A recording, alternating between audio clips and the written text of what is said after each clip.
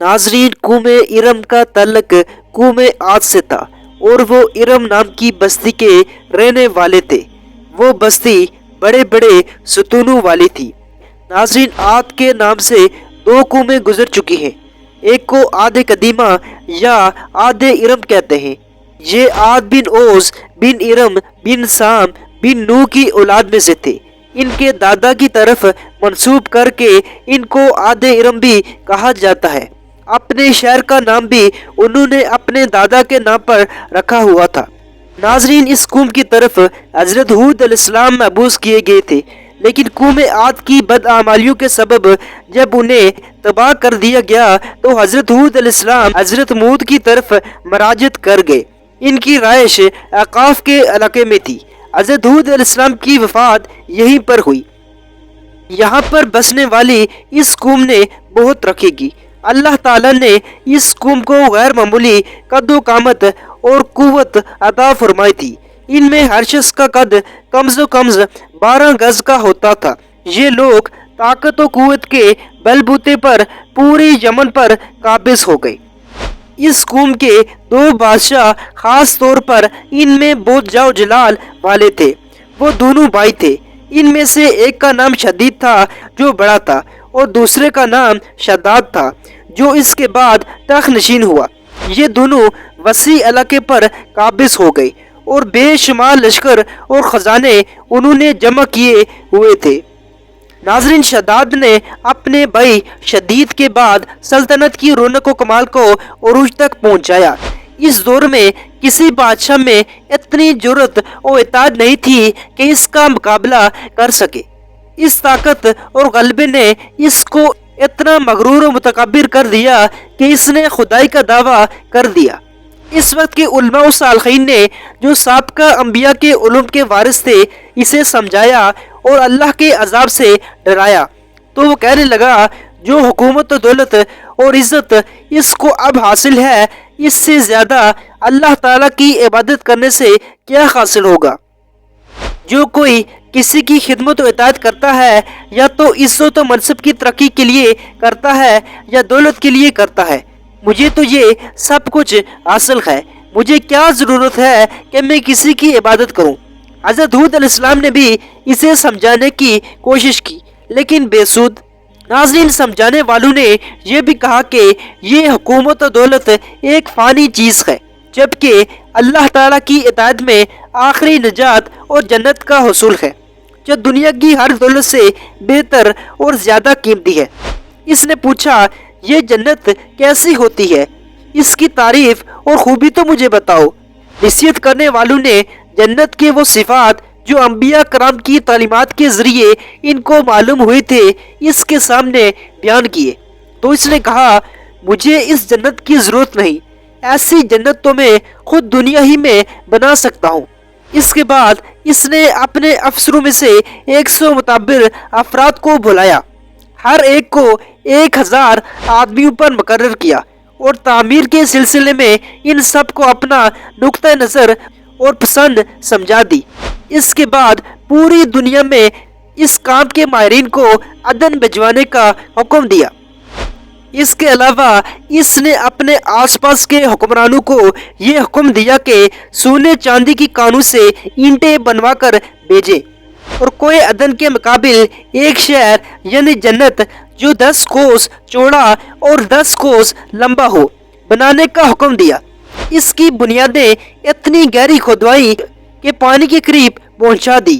फिर इन बुनियादों को संगे सुलेमानी से भरवा दिया। जब बुनियादें भरकर जमीन के बराबर हो गई तो इन पर सोने और चांदी की ईंटों की दीवारें चुनवा दी। जब सूरज निकलता तो इसकी चमक से दीवारों पर निगाह नहीं ठहरती थी। इसके बाद 4 दीवारी के अंदर 1000 महल तामीर किए गए।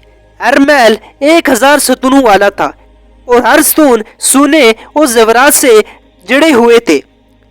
फिर शहर के दरमियान एक नहर बनाई गई और हर महल में इस नहर से छोटी छोटी नहरें निकाली गई। हर महल में खोस और फवारे बनाए गए। उन नहरों की दीवारें याकूत, जमरत, मरजान और नीलम से सजा दी गई। नहरों के किनारों पर ऐसे मसनूई दरख्त बनाए गए جن کی جڑیں سونے کی شاہیں اور پتے زمرد کے تھے۔ شہر کے دکانوں اور دیواروں کو مشک و زعفران، عنبر و گلاب سے خوشبودار کیا گیا۔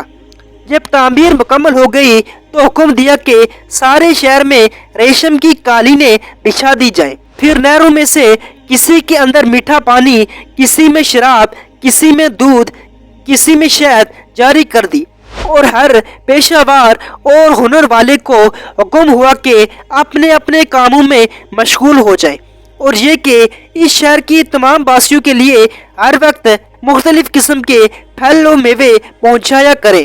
ناظرین، تقریباً 12 سال کی مدت میں یہ شہر جب اس سجاوٹ کے ساتھ تیار ہو گیا، تمام امراء اور ارکان دولت کو حکم دیا کہ سب اس میں آباد ہو جائیں۔ پھر شداد خود اپنے لاؤ لشکر کے ہمراہ انتہائی تکبر اور غرور کے ساتھ اس شہر کی طرف روانہ ہوا، اور بعض علماء کو بھی ساتھ لیا، اور راستے بھر ان کے ساتھ ٹھاٹا و مزاح کرتا رہا۔ ان سے کہتا، ایسی جنت کے لیے تو مجھے کسی اور کے آگے جھکتے اور ذلیل ہونے کا کہہ رہے تھے، میری قدرت و دولت تم نے دیکھ لی۔ اس کے بعد جب وہ قریب پہنچا تو تمام شہر والے اس کے استقبال کے لیے شہر کے دروازے کے باہر آ گئے۔ اس ناز و ادا سے چلتے ہوئے جب شہر کے دروازے پر پہنچا تو روایت ہے کہ ابھی اس نے گھوڑے کی رکاب سے ایک پاؤں نکال کر دروازے کی چوکھٹ پر رکھا ہی تھا کہ اس نے وہاں پہلے سے ایک اجنبی شخص کو کھڑے ہوئے دیکھا۔ اس نے پوچھا، تو کون ہے؟ اس نے کہا، میں ملک الموت ہوں۔ پوچھا، کیوں آئے ہو؟ اس نے کہا، تیری جان لینے۔ شداد نے کہا، مجھ کو اتنی مہلت دے کہ میں اپنی بنائی ہوئی جنت کو تو دیکھ لوں۔ جواب ملا، مجھ کو حکم نہیں۔ پھر اس نے کہا، چلو اس قدر ہی فرصت دے دو کہ گھوڑے پر سے اتر آؤں۔ جواب ملا، اس کی بھی اجازت نہیں۔ اس کے بعد شداد کا ایک پاؤں رکاب اور دوسرا پاؤں چوکھٹ پر ہی تھا کہ ملک الموت نے اس کی روح قبض کر لی۔ پھر حضرت جبرائیل علیہ السلام نے بڑے زور سے ایک ہولناک چیخ ماری۔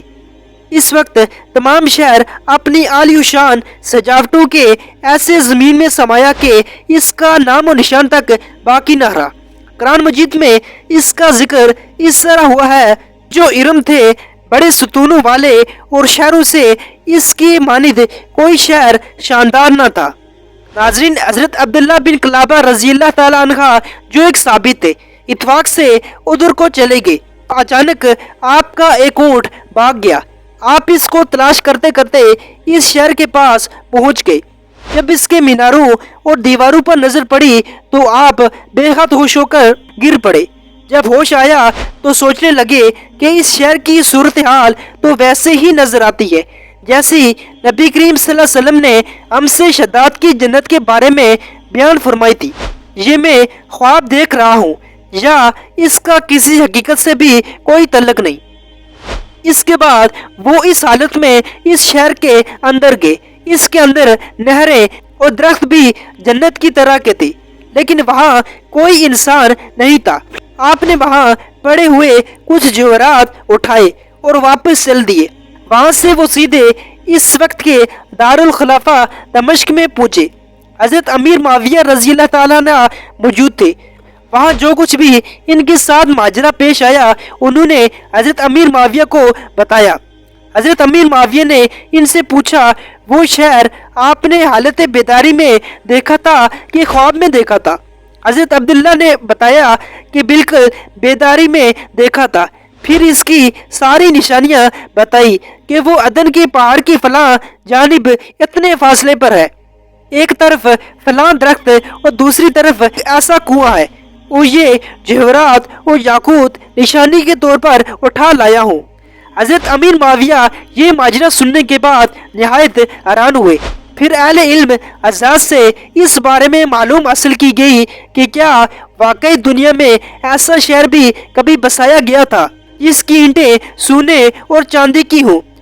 علماء نے بتایا کہ ہاں، قرآن میں بھی اس کا ذکر آیا ہے۔ اس آیت میں ارم ذات العماد یہی شہر ہے، مگر اللہ تعالی نے اس کو لوگوں کی نگاہوں سے چھپا دیا ہے۔ علماء نے بتایا کہ نبی کریم صلی اللہ علیہ وسلم نے یہ بھی فرمایا ہے کہ میری امت میں سے ایک آدمی اس میں جائے گا، وہ چھوٹے قد سرخ رنگ کا ہوگا، اس کی ابرو اور گردن پر 2 تل ہوگے، وہ اپنے اونٹ کو ڈھونڈتا ہوا اس شہر میں پہنچے گا اور وہاں کے عجائبات دیکھے گا۔